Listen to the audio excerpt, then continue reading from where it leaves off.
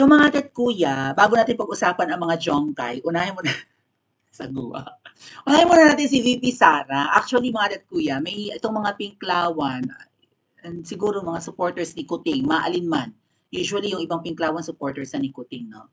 And marami po sa mga loyalista ang hindi ko mapigil ang buwanga. Kasi sino ba yung Kuting?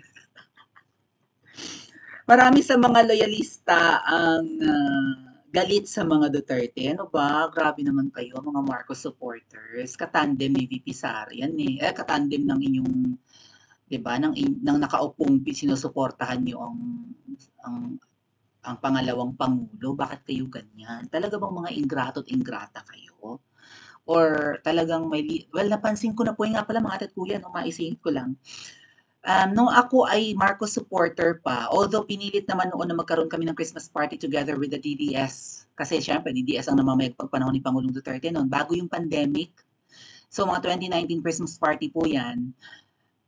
2020 yung pandemic eh. 2019 Christmas party, katatapos lang noon ng SEA Games, Southeast Asian Games, yung tayo nag-champion, yung tuwang-tuwa si Pangulong Duterte, di ba? Kasi world class yung pag-host natin ng Southeast Asian Games noon.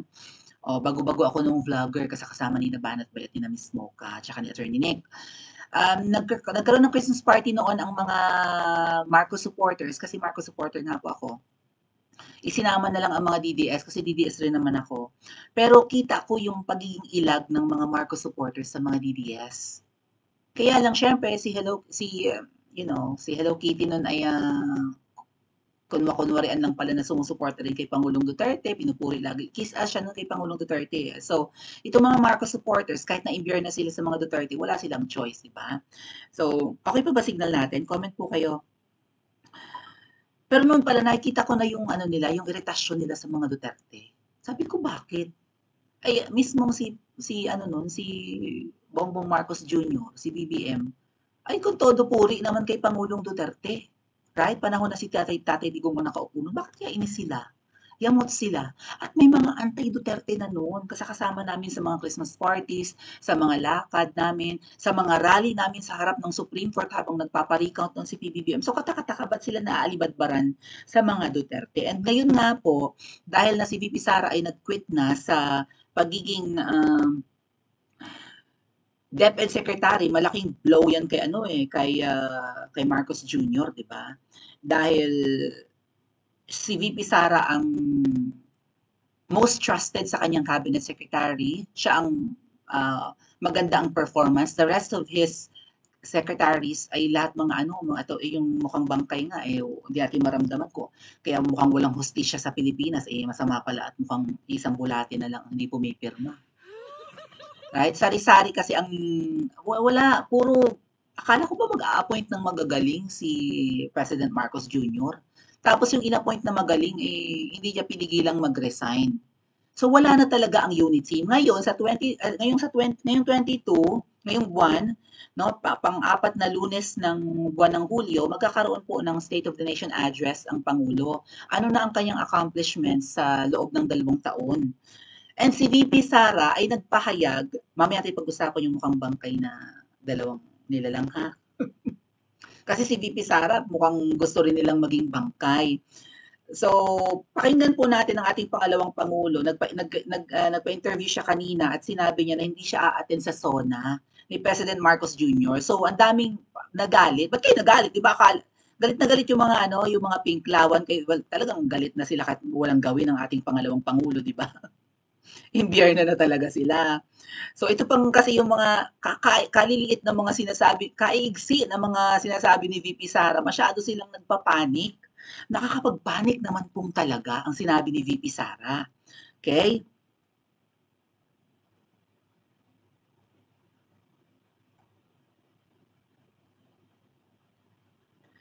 So dito sa interview na to, tinanong si VP Sara kung siya baga ay a-attend sa SONA ni President Marcos Jr. ngayong susunod na Lunes. Huwebes na ngayon, Lunes next week, yung the other Monday, yung 22nd ng July. So, pakinggan po natin kung ano yung sinabi ni VP Sara na nagpataranta sa mga pinklawan at lalong-lalo na sa mga Marcos supporters at mga loyalista. Nga, loyalista. Mga loyalista nga. Okay, let's listen to VP Sara. Dasal mo atan ka sa sona. Atan ka sa sona.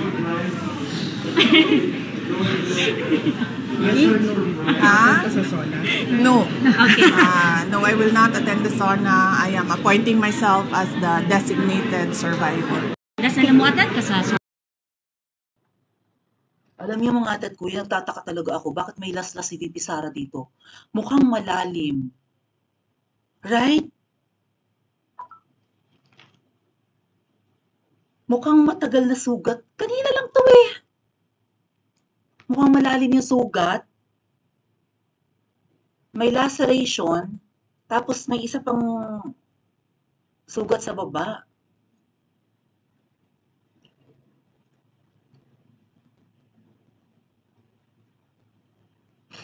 Di ba sabi ko nga, para siyang, di ba sabi ni VP Sara, pilit nila akong ginurgur pero hindi sila nagtagumpay. Sinong gumurgur, VP Sara? Sabi nga, silang lahat.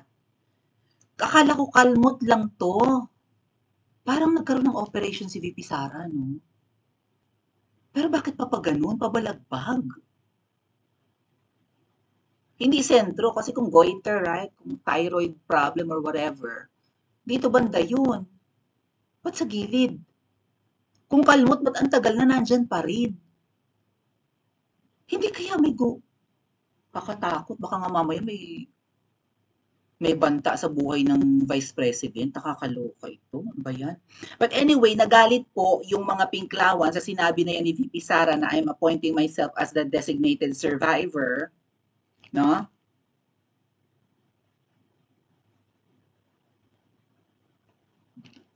Dali.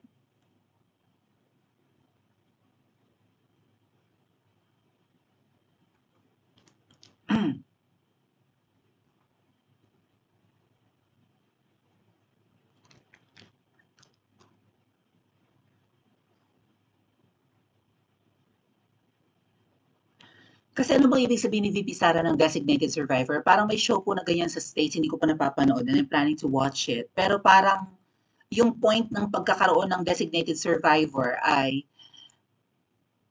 kailangan merong i-assign na magiging survivor if ever worse things happen. Halimbawa, ang presidente may lakad or 'di ba may event na pupuntahan or aatenan and medyo risky. Kailangang may maiwan. Kung sakaling may mangyari sa kanyang masama, merong hahalili sa kanya. Parang ganun yung designated survivor. Maybe that's the story of that US TV series, which I have to watch para maintindihan ko. Pero parang ganun yung point eh, no?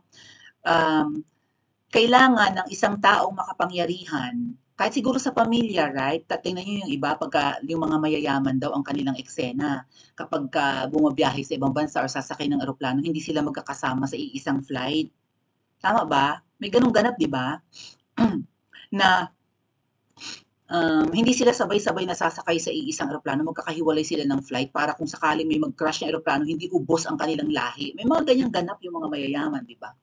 And siguro sa mga taong malalaki, mga may mabibigat na responsibilidad either sa company or maybe sa being a politician, di ba? Kailangan kung may masamang mangyari sa kanila, merong i-appoint yung malaking taong yun na hahalili sa kanya. Eh si VP Sara, kahit na hindi naman siya i-designate na Hello Kitty as, 'di ba, as the survivor of his administration, ay yun na yung mandato niya eh. Siya talaga yung hahalili kung may masamang mangyari sa nakaupo ngayon. Kasi yun naman ang mandate ng Vice President, spare tire nga nilang tinatawag. Worst case scenario, may mangyaring masama sa ulo ng bansa, siya ang hahalili. I-appoint man niya or hindi ang sarili niya, di ba? I-designate man siya ni President Marcos Jr. as the survivor para hindi magkandawin-dangwin ng Pilipinas. Yun talaga yung mandato niya eh. Pero syempre, nagpanik po ang mga pinklawan dito kasi parang ang gustong iparating ni VP Sara ay may masamang mangyayari sa SONA. Nga pala, bigyan ko kayo ng update mamaya patungkol sa sa coming soon. Sana maalala ko bago mag-end yung live natin. So, di ba, may update sa coming soon kung kailan yata nila balak Inaw showing. So, isang dilawan ang pumalagpalag dito. I think dilawan to si Contreras. Pero nakakapagtaka, kilala ko siyang dilawan. Bakit ngayon parang Marcos supporter siya? Ang sabi po ni Antonio Contreras sa post niyang to,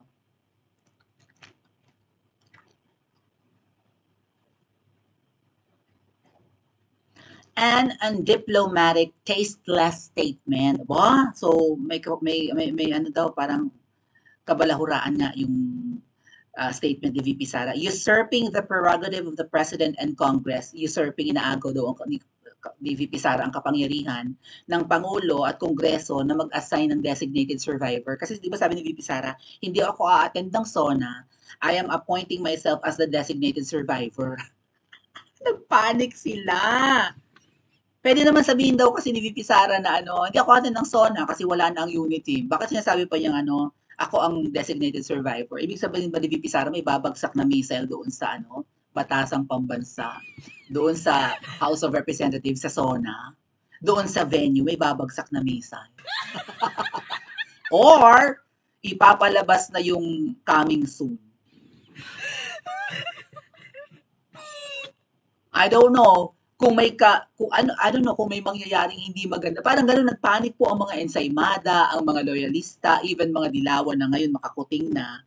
Nagpapanik sila, parang gustong parating daw ni VP Sara, may masamang mangyayari sa 22.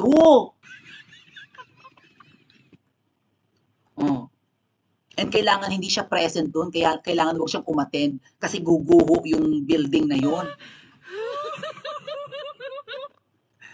Di ba dinibdib nila yung sinabi ni VP Sara? Announcing to the entire world her ignorance that there is no concept of a designated survivor in our Constitution and Congress has yet to pass a yada yada yada yada na impure. Ito daw ay it could be construed as a veiled threat. Nagbabanta daw si VP Sara. Hindi ako a-attend kasi ako ang magiging designated survivor. Ina-appoint ko lang sarili ko. So, banta daw yan. So, parang alam daw ni VP Sara na guguho yung House of Representatives sa oras ng SONA. Or, pajajarbog yan or bubombah yan. May masamang mangyayari. Kaya, nataranta na naman na parang mga inasinang bulate ang mga ensaymada, mga pinklawan at mga loyalista sa sinabi ni VP Sarang yan. Pero tingnan nyo naman yung mga kahayupan nila mga tatkuya. May isang agila po kasi, sari-sari talaga tong, meron nga raw, should I discuss this? Wag na, sa susunod na lang. Pero ayun, natuwan-tuwa sila na may namatay na agila at si VP Sara nga po ay associated sa agila. So gusto nilang sabihin na bad omen daw yun at si VP Sara daw ang matitegi at hindi daw yung may masamang mangyayari sa lower house during SONA. So, sino ang totoong masama ang tabas ang bibig? Si VP Sara o ang mga loyalista? Paki-comment po sa comment section at mag-like and subscribe din po kayo.